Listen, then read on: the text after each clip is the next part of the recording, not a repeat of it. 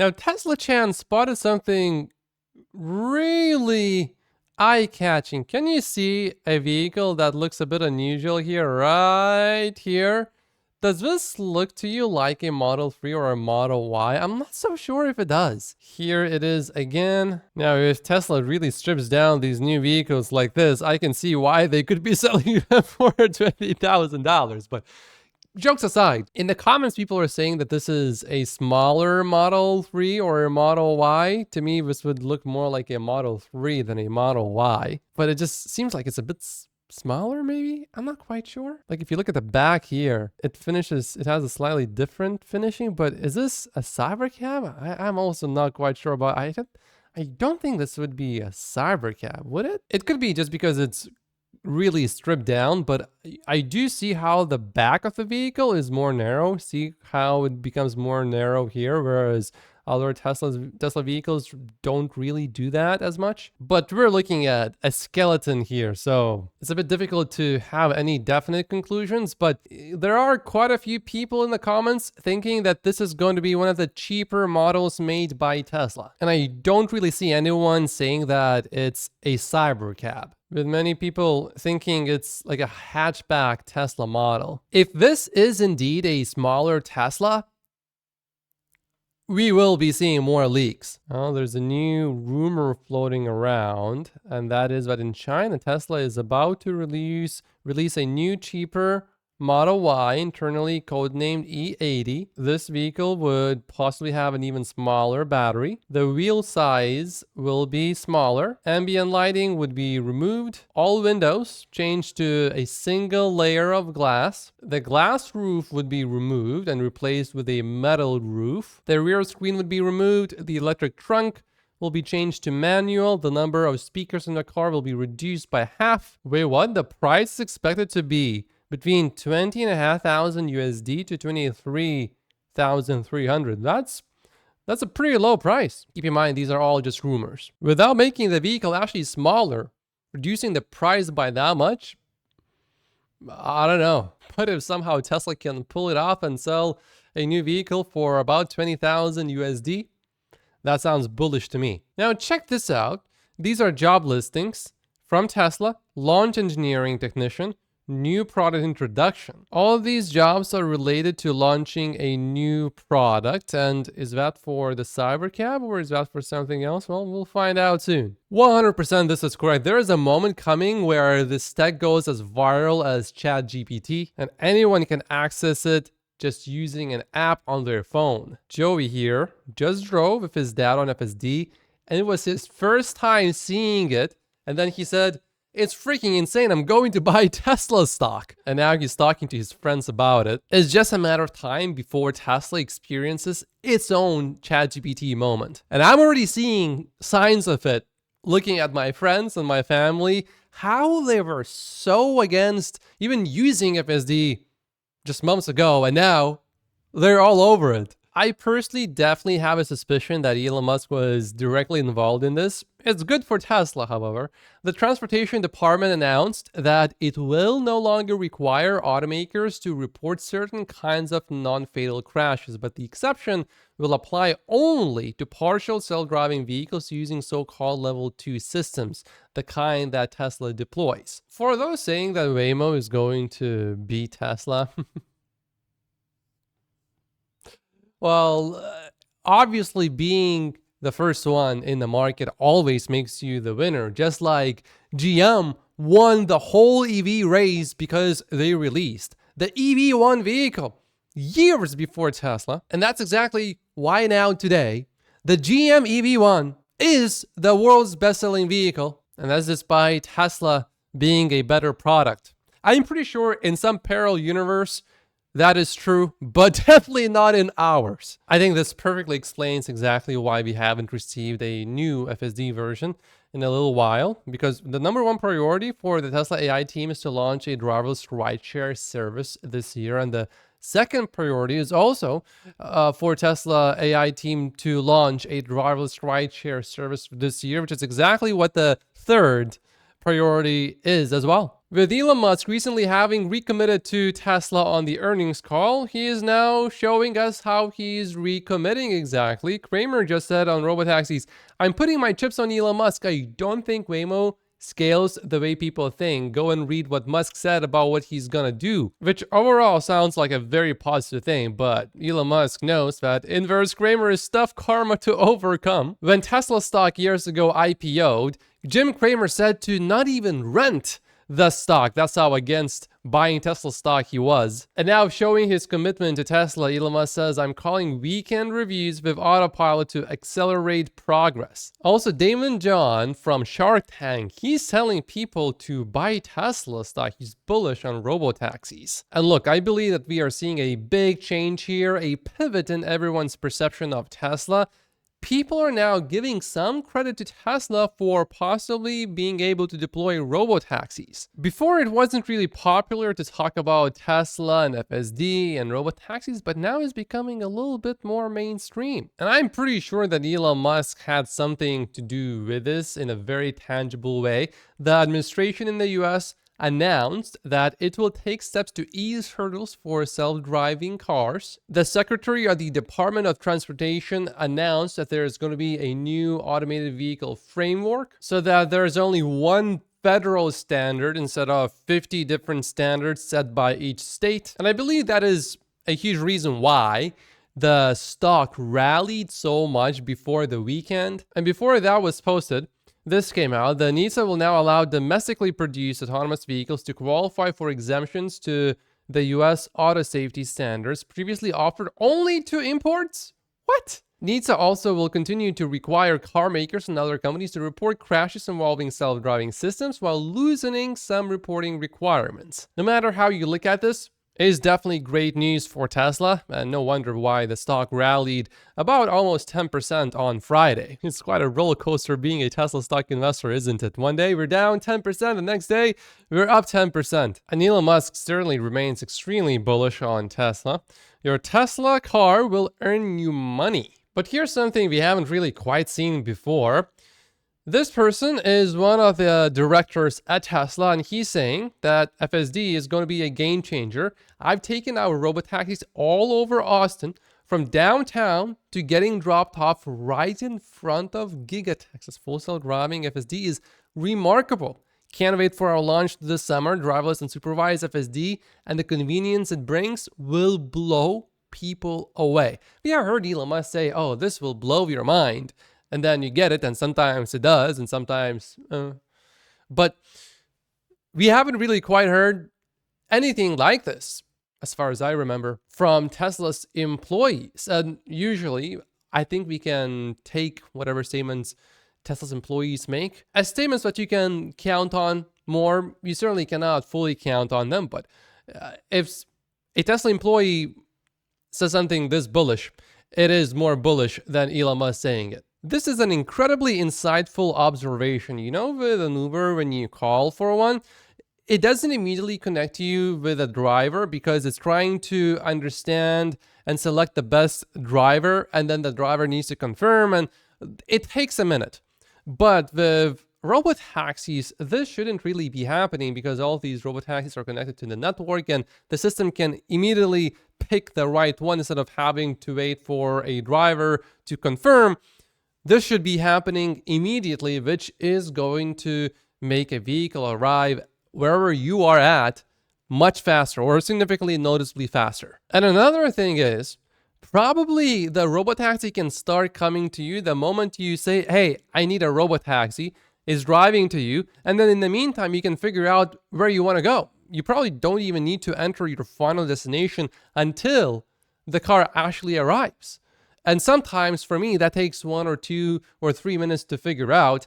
If I haven't been to the place that I'm going and I don't know exactly what the address is, I need to go look it up. I need to copy the address, then enter the address, make sure it's the right address. And then once I double checked everything, then I can call my Uber. But with a robotaxi, I just say, "Hey, this is my address, come here." In the meantime, while it's coming, I'm going to enter the address that I want to go to. This should significantly improve user experience overall, and I think people overlook that when it comes to Robotaxi. So it's going to be, Robotaxis are going to be better on so many different levels. Also, if you have FSD in your vehicle, you don't really notice how useful it is until you have to drive a vehicle without FSD for multiple days. I've been driving a vehicle that's not a Tesla. I'm not at home right now, as you can see from my set. This is temporary for now. And I've been driving an hour each day for the last 4 days or so without FSD. And oh, this is so much more painful. With FSD, the experience is pretty tranquil. It's relatively calm. It's so easy. But without FSD, you gotta pay attention, and it's a bit stressful, especially if you drive through 4-lane highways. So you gotta merge, you gotta pay so much attention, and it's just irritating. But with FSD, just the car just does most of the stuff, and it's pretty calm and relaxing. And I got so used to arriving at my destination without stress, peacefully, that there's no way in the future that I'm going to be getting a car that I would be driving every single day, a vehicle that does not have full self-driving. There's no way I'm doing that unless I just can't get a car with FSD for some reason. For example, if I was in a country without charging infrastructure, okay, then I would have to suffer. But assuming I can charge my Tesla at home and there are superchargers, I'm getting a Tesla. And I just met with a few people. One of them just got a Model Y. And the main reason why he got a Model Y was because of FSD. His family actually didn't want him to get a Tesla, or this specific Tesla. But once he turned on FSD and the car just drove without any interventions or without any major issues for half an hour and an hour, the family was in agreement with him to get the Tesla. This person that I'm talking about, FSD before V13, he hated it. Absolutely hated it. But now he loves it. I am pretty sure there are still quite a few people that strongly dislike FSD because they tried V13 and maybe for their specific location, there's some sort of weird thing and it's just not good enough for them, or maybe their standard just a little bit higher, they expect more. So they want the system to pretty much just work all the time before they really want to use it. But I am so optimistic about the future of Tesla after seeing things like that. People basically going from extreme skeptics to saying,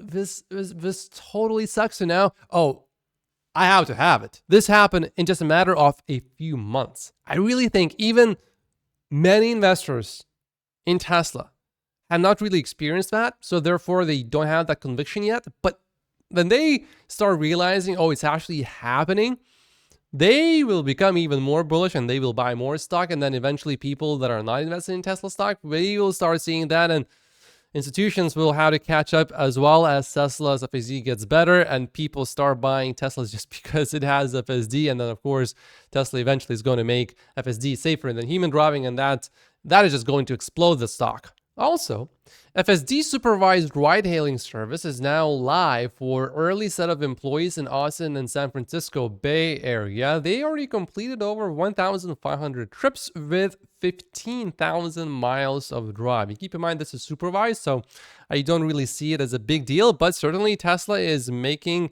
steps forward to launch its Robotaxi network. Tesla explains here that the service helps us develop and validate FSD networks, the mobile app, which is important, vehicle allocation, mission control, and remote assistance operations. So basically they are testing out all the easy stuff and they're getting all of that done, but still all of that stuff is critically important if you don't have a good app. And if it just doesn't work, of course, you can have FSD unsupervised, safer than human driving, but if the app is not usable, it's not going to work, will it? And look, a bunch of people from Tesla actually made official comments. They are all here. Can confirm it will blow your mind. The overall experience will feel super snappy. Now, I also remember from a while ago that Tesla actually did do FSD supervised ride-hailing services for employees only. And this was not from this year. This was from a while ago and nothing really came out of it. But now FSD is much more ahead, and I will really consider something like this actually quite bullish when they remove the driver from the vehicle. In these tests, they all have a driver. But this time, it seems like Tesla is actually deploying a lot more vehicles and there's a lot of employees using it. And I think this is definitely right. When a Tesla Robotaxi finishes a drop-off, it will automatically start driving to where it predicts there might be future demand, because it's gonna be able to navigate the area for very, very cheap. The cars will automatically space themselves out to ensure low wait times for all in a way that human drivers just simply cannot. Also, Tesla secured a 2-year exemption to run FSD supervised on public roads in Norway. So FSD is definitely coming to all of Europe. Alphabet's Waymo self-driving taxis may be available for people to own in the future, the CEO of the company said. I mean, why would you ever want to buy a Tesla then if you could just pay a few times more to own a Waymo vehicle? Waymo, however, is growing pretty fast. Look at this growth. And this is despite them being quite expensive. At the moment, they provide about 35,700 paid Robotaxi rides per day, which is a run rate of about 13 million driverless rides a year. Also, check this out. This is a website where you can bet money based on a certain possibility, and people are betting right now that there is a 70% chance of Tesla doing Robotaxis this year, having a public release. You can see that in 1 week, we went from 61% to now a 70% chance. Here's something that's quite nasty though. This is directly against Tesla. Democrats in the Washington State House have advanced legislation in a 52 to 45 vote to introduce a 10% tax on the money that Tesla receives in the state from selling carbon emissions credits. And if I understand this correctly, I believe this only applies to Tesla. So if some other company wants to sell these credits, there's no tax. Yep, indeed, this is just for Tesla. There's actually a positive opinion piece from the USA Today publication. Musk risks Tesla's health to help our country. We should thank him, not hate him. Currently in Canada, Tesla's website only shows inventory vehicles. And I personally believe the reason for that is because Tesla just increased new Model Y pricing in Canada by up to 21% due to the tariff situation. But inventory pricing hasn't changed in Canada due to those cars already being in the country. James historically has been pretty skeptical about FSD, but lately he started to sound quite bullish actually about it. So let's see what he has to say about it now. But first of all, Tesla reportedly has 300 test operators on the streets of Austin prepping for the big Robotaxi launch in June. And this whole project of self-driving cars in Austin is called Project Rodeo internally by Tesla. And James is saying, seems like Tesla is putting all their eggs in the overfit Texas for Robotaxi bucket. Could this explain why there haven't been any other major FSD updates in over 4 months? The bearish interpretation to this is that Tesla is using most of its training capacity to overfit